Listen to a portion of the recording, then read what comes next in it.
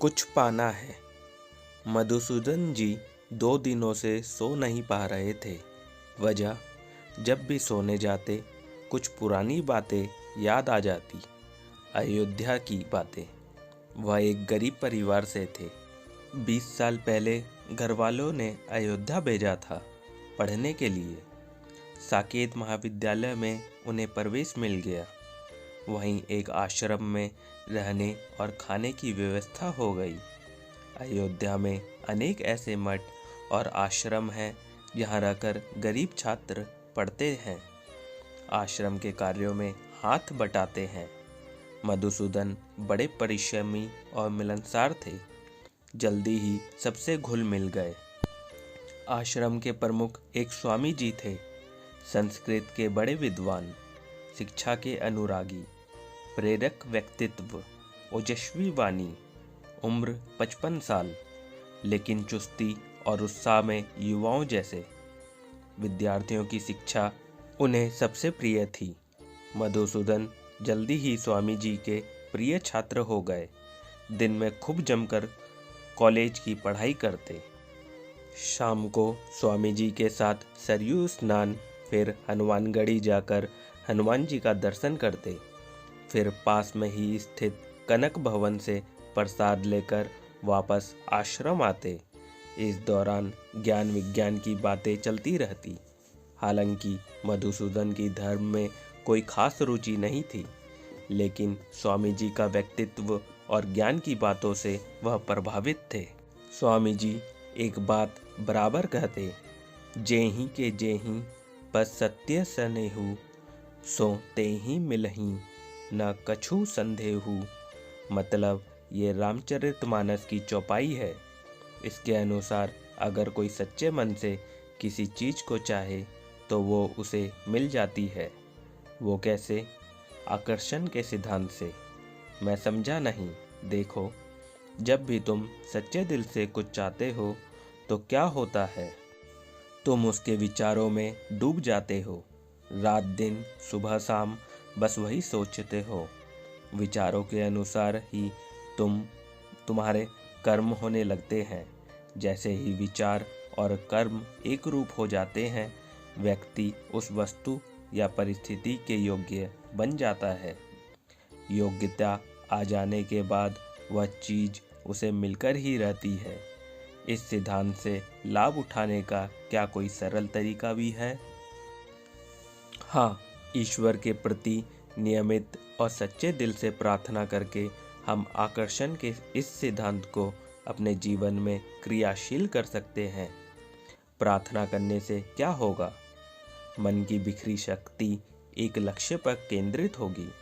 मानसिक ऊर्जा बढ़ेगी। बढ़ी हुई मानसिक शक्ति से कर्मों में दृढ़ता आएगी। यह दृढ़ता लक्ष्य की ओर ले जाएगी। क्या सोचने से ही सब हो जाएगा? नहीं। जब तक लक्ष्य प्राप्ति के लिए ईश्वर से सच्ची प्रार्थना नहीं होती, तब तक नहीं। यह ताला जानबूझकर प्रकृति के द्वारा लगाया गया है, जिससे मानसिक शक्ति के द्वारा लोग अपनी गलत इच्छाओं को न पूरा कर सके। इस तरह के तर्क वितर्क चलते ही रहते थे। मधुसूदन को यह सिद्धांत कोरी कल्पना लगता था। वहीं स्वामी जी का प्रबल विश्वास था कि अपनी इच्छाओं की पूर्ति के लिए हमें ईश्वर से प्रार्थना करनी चाहिए। अगर वो इच्छा हितकारी है तो ईश्वर उसे पूरा करेंगे, क्योंकि उनका भंडार अक्षय और अनंत है। जब भी आश्रम में कोई बीमार पड़ता, स्वामी जी सामूहिक प्रार्थना जरूर करवाते। समय गुजरता गया। मधुसूदन जी की शिक्षा पूरी हो गई। एक अच्छे सरकारी पद पर लखनऊ में नियुक्ति हो गई। वह नई परिस्थितियों में रम गए। 20-22 साल पंख लगाकर उड़ गए। आश्रम से नाता पूरी तरह टूट चुका था, लेकिन 2 दिनों से एक अनूठी बात हो रही थी। जब भी बिस्तर पर लेटते, स्वामी जी की याद आती। उन्होंने आश्रम के एक ट्रस्टी का नंबर लिया, बात की। पता चला कि स्वामी जी को कानों से बहुत कम सुनाई देता है।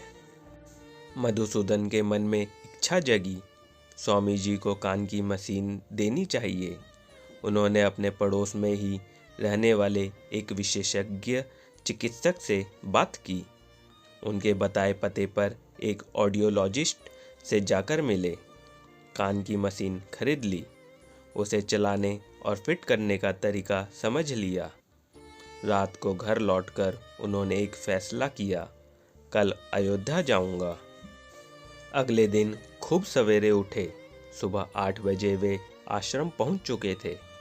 उस समय विद्यार्थी सुबह का जलपान कर रहे थे। एक छात्र से बातचीत शुरू हुई। बूढ़े स्वामी जी कैसे हैं? ठीक हैं, लेकिन अब कानों से सुनाई नहीं देता। इलाज हुआ कि नहीं? डॉक्टर देखने आया था। कान की मशीन बोला है। मशीन तो लग गई होगी, अब कैसे लगेगी? अयोध्या या फैजाबाद में वैसी कान की इलेक्ट्रॉनिक मशीन मिली नहीं। लखनऊ में ही मिलती है। लखनऊ से मंगाया नहीं। स्वामी जी कहते हैं आश्रम का धन विद्यार्थियों के लिए ही है। अगर वास्तव में उन्हें इस मशीन की ज़रूरत होगी तो ईश्वर इसे खुद लखनऊ से भेज देंगे। अच्छा, हाँ, हम आश्रमवासी पिछले 3 दिनों से हर शाम को सामूहिक प्रार्थना कर रहे हैं कि ईश्वर स्वामी जी की। मधुसूदन जी के पूरे शरीर में जैसे कंपन हो रहा था। वह उस विद्यार्थी के साथ स्वामी जी के कमरे में गए। वे बहुत वृद्ध हो चुके थे। स्मृति भी कम हो चुकी थी। मुश्किल से मधुसूदन को पहचान पाए। बगल की मेज पर ही डॉक्टर का पुर्जा पड़ा था। उस पर ठीक उसी पावर और ब्रांड की हेयरिंग एड का नाम लिखा था जो वे लखनऊ से लेकर आए थे। मधुसूदन जी अपने आंसू नहीं रोक सके। तो क्या वह ईश्वर से की गई प्रार्थना के उत्तर में अयोध्या आए थे? प्रार्थना की शक्ति कितनी असीम होती है, उन्हें आज इसका एहसास हो रहा था। उनके मन में अप्रत्याशित तौर से हेयरिंग एड देने की इच्छा जगी। उन्हें एक विशिष्ट ब्रांड और पावर का महंगा हेयरिंग एड ही पसंद आया।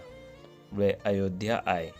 ये सब कुछ उस प्रार्थना की शक्ति से हुआ जो हर मनुष्य के हृदय में विद्यमान है। आज उन्हें इसका प्रत्यक्ष प्रमाण मिल गया। मधुसूदन ने स्वामी जी के कान में मशीन लगाई, अच्छी तरह सब कुछ सेट किया, साथ वाले विद्यार्थी को भी समझा दिया। अब स्वामी जी आराम से सुन सकते थे। थोड़ी देर वार्तालाप के बाद चलने की आज्ञा मांगी। स्वामी जी ने उन्हें हनुमानगढ़ी के प्रसिद्ध लड्डुओं का प्रसाद पूरे परिवार के लिए दिया। स्वामी जी को प्रणाम करके जब वे आश्रम से चले तो उनका हृदय अब पूरी तरह शांत था।